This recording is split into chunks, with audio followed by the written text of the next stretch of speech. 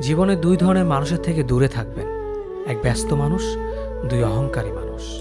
কারণ ব্যস্ত মানুষেরা নিজের ইচ্ছে ছাড়া কথা বলে না, আর অহংকারী মানুষেরা নিজের স্বার্থ ছাড়া পাশে থাকে না। কিছু কিছু সম্পর্ক শেষ হয়েও হয় না। একজন হয়তো অনেক বদলে যায়, কিন্তু অন্যজন সে সম্পর্কের বোঝাটা বয়ে বেড়ায় সারা জীবন। যে তোমাকে ভালোবাসে তাকে কখনো ঘৃণা করবে না, যে তোমাকে বিশ্বাস করে তাকে কোনোদিনও ধোঁকা দিও না। সব সহ্য করা যায়, কিন্তু প্রিয় মানুষের অবহেলা সহ্য করা যায় না। একতরফা ভালোবাসাগুলো এমনই হয়, একজন পাগলের মতো ভালোবেসে যায়, আর একজন পাগল ভেবে শুধু অবহেলা করে যায়। অনুভূতি, ভালোবাসা, মায়া এগুলো যত কম প্রকাশ করবেন, মানুষ আঘাত করার সুযোগ তত কম পাবে। কোনো অভিযোগ নেই, আর কখনো থাকবেও না।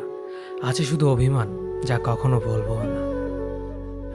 সময়ের সাথে যদি কোনো সম্পর্ক নষ্ট হয়ে যায়, তাহলে বুঝে নিও সে সম্পর্কে ভালোবাসা নয়, প্রয়োজন ছিল। সম্পর্ক কখনো তৃতীয় ব্যক্তির জন্য ভাঙে না, সম্পর্ক ভাঙে তার জন্য যে তৃতীয় ব্যক্তিকে প্রশ্রয় দিয়েছে।